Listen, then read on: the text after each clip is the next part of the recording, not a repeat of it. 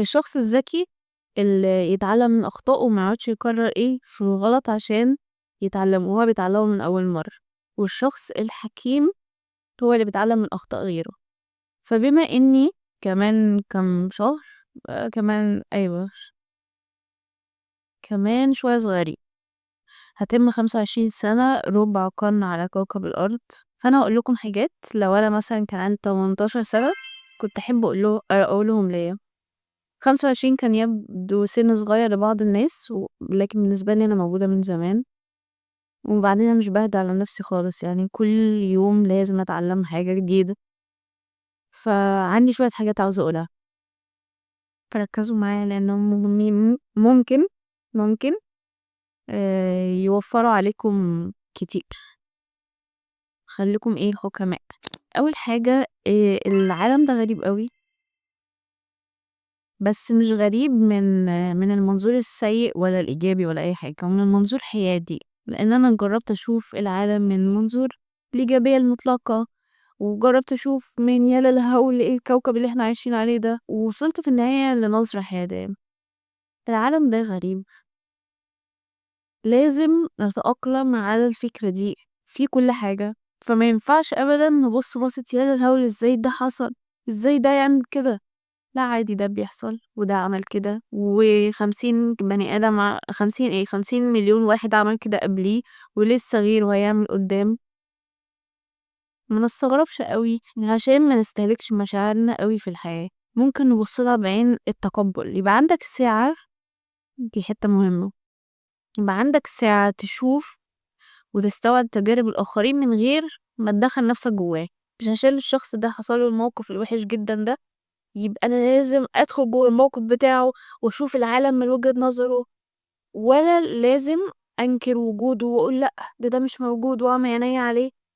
لأ، محتاجة أوصل لنظرة أشمل. ده موجود، دي تجربته، مش محتاجة أنكرها عشان ما تحصل لها، هي موجودة عادي، بس دي تجربته مش تجربتي. فأنا هقدر أتعاطف معاه واحتويه من غير ما يكون ده بوجهة نظري للحياة، وأبدأ بقى أشوف العالم من عينيه هو. فكفاية اللي بيحصل لنا احنا كأشخاص، فده ممكن يخلينا ناخد جنب وما نحبش ان احنا نشوف مشكلة اي حد، لان انا لو شفت مشكلتك بقى انا ناقصة كفاية مشاكلي. وممكن نروح للناحية التانية ونقول ايوه انا لازم اتعاطف معاك، فتدخل جوه مشكلته، يبقى مشكلتك ومشكلته في حل وسط. دي حياتي ودي حياته، والاتنين موجودين وانا عندي سعة اشوف الاتنين. فدي حتة مهمة توفر عليك كتير، وتوفر عليك أحكام إن أنت تحكم على الناس وتظلمهم وتظلم نفسك وتظلم الحياة.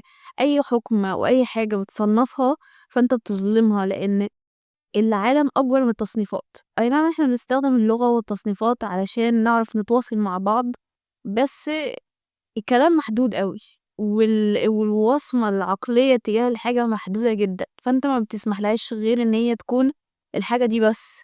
ودي حاجة بتحد قوي الحياة. تصنيف مهم لان هو بيحمينا، ولكن تعلم توصل لحتة مرنة. تاني حاجة بحب اقولها لنفسي مثلا من 7 سنين، حلو ان انت تحبي تغيري حياتك، بس ما اعتقدش ان دي اصح حاجة. لان اغير حياتي دي فيها جزء رفض، ان هو انا رافضه حياتي فانا بغيرها. واي حاجه بتحصل من رفض ومشاعر سلبيه في اللحظه هتخليها جحيم عليك. سواء وصلت او ما وصلتش مش فارقه، هتوصل بس باي تمن. ماشي هتوصل وتغير حياتك اللي هي مضايقاك دي، بس باي تمن. هتحرق نفسك قد ايه لحد ما توصل. انا بالنسبه لي عشان حبيت، يعني بدأت أتعلم اللطف مع الذات والرحمة مع الذات، إن هي ما تستاهلش بجد إن أنت تكون قاسي على نفسك وناقم على كل شيء لحد ما توصل. وممكن ما توصلش، ده احتمال، عشان انت رافض. وكل ما انت رافض حاجة بتزيد. فالأحسن إن انت بدل ما تعاوز تغير حياتك، ايه رأيك تطور حياتك؟ تطور حياتك يعني أنا أشوف ايه اللي موجود عندي دلوقتي واستمتع بيه، وايه اللي أنا عاوزة أطوره وأبدأ أطوره واحدة واحدة. فده عطاني منظور مختلف شوية، لسه بتدرب عليه لحد دلوقتي ولسه مكتشفاه قريب. بس لو انت اصغر مني او انتي اصغر مني بشوية حلوين فليه تكتشفي قبل ايه، ولو انت اكبر او انتي اكبر عادي برضه، اكيد اكتشفت حاجة انا لسه مكتشفتهاش. نبدأ نشوف الكويس ونعيش الحياة الاول، وبعدين نبدأ نطورها واحدة واحدة، فده هيخلي عندك نفس طويل. وده من الدروس برضه اللي اتعلمتها خلال الوقت ده، هي مش فكرة مين أشطر ومين أقوى ومين كل صيغ التفضيل دي، هي الفكرة مين باله أطول، ومين هيقدر يستمر أطول، ومين عنده صبر أطول. ودي حاجة أنا اتعلمتها بالطريقة الصعبة، لأن أنا خلقي كده، فإن أنا يبقى بالي طويل والبقاء للأطول بالا، الأفضل تكيفًا مش الأطول بالا بس، لأن انت ممكن تفضل محشور في وضع سيء وتفضل صابر عليه لحد ما ينهيك. فهي مش الأطول بالا بس، والأكثر مرونة، لأ يعني بعض الحاجات، بس من أهم الحاجات البال الطويل. إن شاء الله هتوصل في يوم من الأيام، ولما هتوصل هتكون ما تعذبتش ولا أهلكت نفسك في الطريق، عارفة إن ده صعب و وعارفة إن ده محتاج طاقة، لأن أنا باقول لكم إن أنا شخص بالي بجد، فأنا مدركة وكتير هننهار، أو أنا كتير بانهار. عملية الانهيار بتقل دلوقتي عشان أنا بدأت أتقبل حاجات ما كنتش متقبلها في الحياة قبل كده، بس المغزى إن إحنا هننهار وهنقوم نطور بالنا تاني، ونحاول تاني، ونطور من حياتنا تاني، مش نحاول نغيرها. وخلي بالكم نطور من حياتنا دي يعني الحاجة اوريدي موجود، شعور الوفرة، بس أنا ايه بزودها، بظهرها أكتر، لكن أنا مش بجيب حاجة من العدم. ودي حقيقة على فكرة، أي حاجة احنا بنحاول نوصلها هي اوريدي موجودة حتى لو بنسبة بسيطة جواك. ده برضه مفهوم وفرة مهم جدا.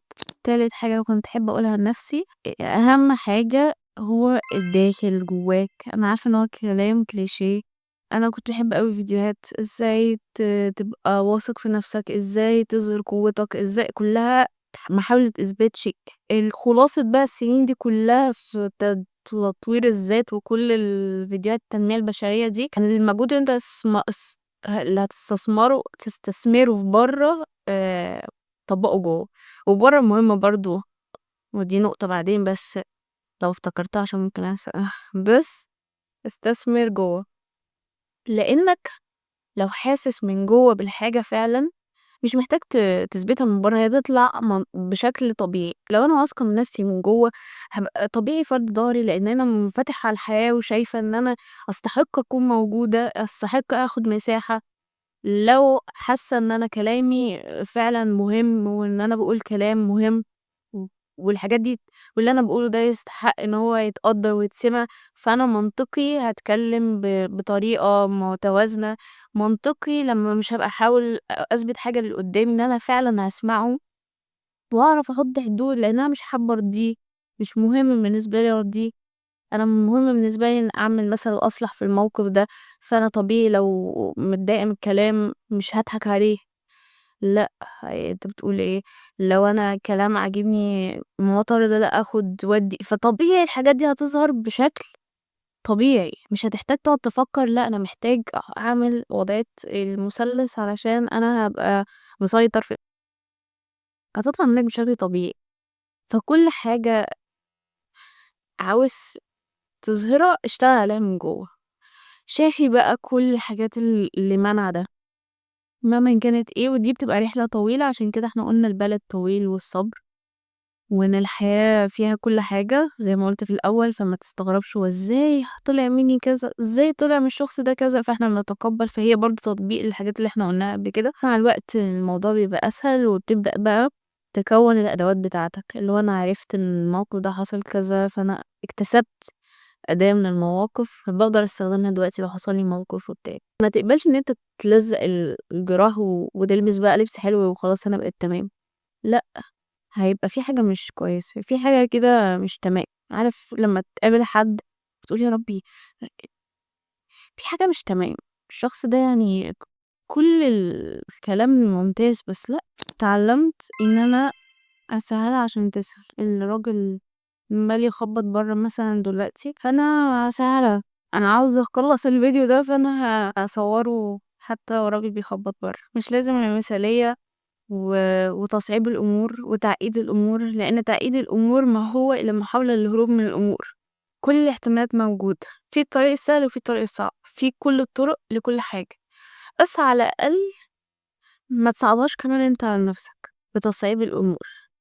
يعني take it easy، go for it، اعمل الحاجة وما نشوف. القلق والتخطيط الزائد ده خوف، وانا متفهمة الخوف بيكون عميق جوه ازاي، ممكن يستولي على عقل البني ادم ازاي. هخاف عادي، لكن اعمل حاجة وانا خايف. طنشي، في حاجات كتير بتحتاج ان انتي تطنشي، وفي حاجات لا محتاجين نقف وقفة عليها. بس حاولي تبقي تتدربي بقى على الحكمة ما بين امتى اطنش الحاجة وامتى لا لازم اخد موقف وما ينفعش.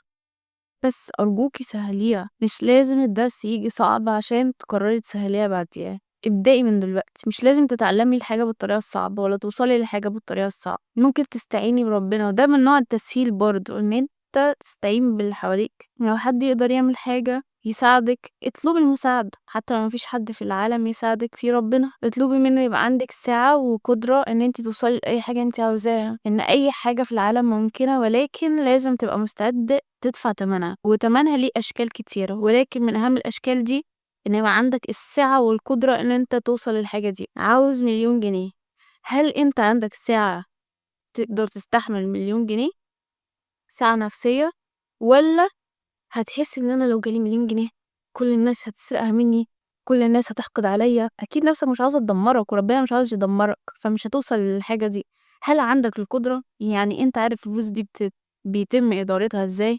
عالم الفلوس ده بيمشي ازاي؟ الناس اللي معاها فلوس بتفكر ازاي؟ ممكن انت من منظور اقل دلوقتي لسه ما عندكش الساعة مثلا المليون، فبتشوف الناس اللي معاهم مليون دي ناس انانية مثلا. بس الحقيقة ان هم مش انانيين، ممكن يكونوا انانيين، وممكن يكون بيعرفوا يحطوا حدود اللي انت ما بتعرفش تحطها، فعشان كده لسه ما عندكش السعة والقدرة ان انت توصل للهدف ده. ممكن لو معاك مليون وعاوز 10,000,000 تبص للناس اللي عندهم 10,000,000 وتقول لا الناس دي جشع. بس ممكن مش جشعين، ممكن جشعين، بس ممكن عندهم سعة للزيادة. ليه لأ؟ البحر يحب الزيادة، بس انت في مكانك شايف اللي أعلى منك بتحكم عليه. عشان كده أحكام بتمنع عنك الخير، وده وربنا نهى عنها. وكل واحد خليه في نفسه، كل واحد في ورقته. شوف ايه الحاجات اللي محتاجة تكون عندك على مستوى المادة مش الفلوس، قصدي المستوى المادي كبشر إنسان يعني. على المستوى الروحاني، على المستوى الشعوري والفكري، ايه الحاجات اللي محتاجة يكون عندك سعة وقدرة فيها، وازاي المفروض تكون ازاي عشان توصل للهدف ده. فكل حاجة ليها تمن، هل انت مستعد تدفع التمن؟ ولما تبص على الحاجة اللي انت عاوزها وعند غيرك متقعدش تبصله وتقول ياه ده عند غيري، انت بقى دفعت التمن ده، انت مش عارف، ما تقولش هي جات له بسهولة، مش عارف هو دفع ايه. فانهي المقارنة دي، خليك في حالك، ما تقارنش نفسك بحد. لو في حوارات ما تدخلش فيها. الخناقة الدايرة كل شوية خناقة، كل شوية ترند خناقة على السوشيال ميديا. طاقتك ببلاش، طاقتك ووقتك ببلاش. يعني كل ما اتنين يتخانقوا، لا انا رأيي كذا، في هنا لا لا لا ده صح، انت ليه عندك رأي؟ مش لازم يبقى عندك رأي في كل حاجة، ولو عندك رأي في حاجة خليه لنفسك، إلا يعني لو هيغير الكوكب وحاجة مصيرية لازم تتكلم فيها، غير كده اسكت. عندي حاجات تانية حابة أقولها، بس كفاية النهاردة عشان أنا تعبت الصراحة، وعندي حاجات تانية تتعمل. نتمنى ان انتوا تستفيدوا بأي حاجة وتختصروا على نفسكم وقت عشان تكونوا حكماء.